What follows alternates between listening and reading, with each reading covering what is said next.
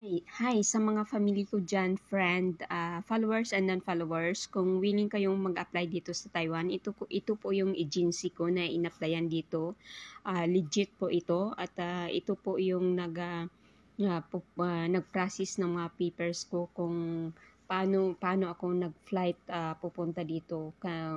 Pwede niyo siya i-add sa page at mag-PM kayo sa requirements or mag-ask kayo or pwede din kayo mag-direct sa akin na mag-inbox kayo sa akin at i-recommend ko kayo sa ating agency kung willing kayo na mag-apply dito. Hiring sa mga limited lang yung sa factory, pa season kung mayroong hiring, pero mostly sa housekeeper. Yes, mayroong housekeeper. At kung gusto mo naman maging caretaker at nursing home, caregiver, pwede ka din. Mas maganda at hindi ka haggard once nga caregiver yung in-applyan mo kasi nagpo-focus ka lang sa isang duty at hindi ka all around. At maraming mga requirements kailangan i-prepare mo yung mga papers mo once nga nagbabala ka na pupunta dito. Just for example, sa mga basic requirements mo, diploma mo, kung mayroon kang diploma, high school to college, hinahanap po yan. At may mga old document mo during your elementary, high school, hinahanap din yan.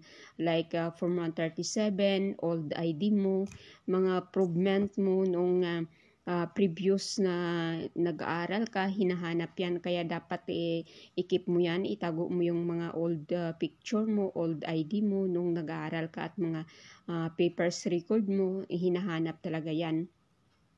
At yung mga requirements, kumuha ka ng mga NBI, passport, at yes, kung kumuha po kayo ng YOMID ID dahil requirements dito yan yung YOMID ID. At yung iba ng mga requirements nyo, pwede kayo mag-PM sa agency once nga willing kayo na pumunta dito. Of course, kinakailangan nyo na magdaan muna sa training.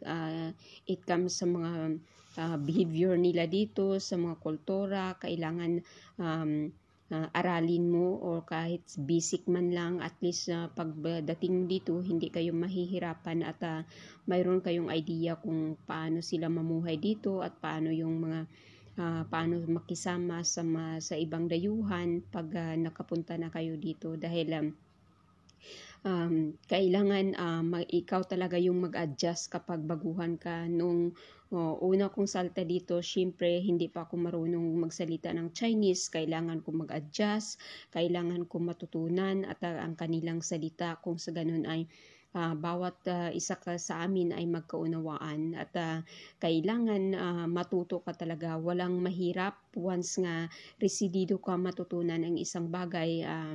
Mabilis mo lang matutunan ito, lalo na kung yung employer mo hindi marunong mag-English, matuto ka talaga mag-adjust at mag-adapt ng kanilang kultura at the way kung paano sila mananalita at sa mga pagkain nila, ma-adapt mo din. Mahilig sila sa mga spicy, sa mga maanghang at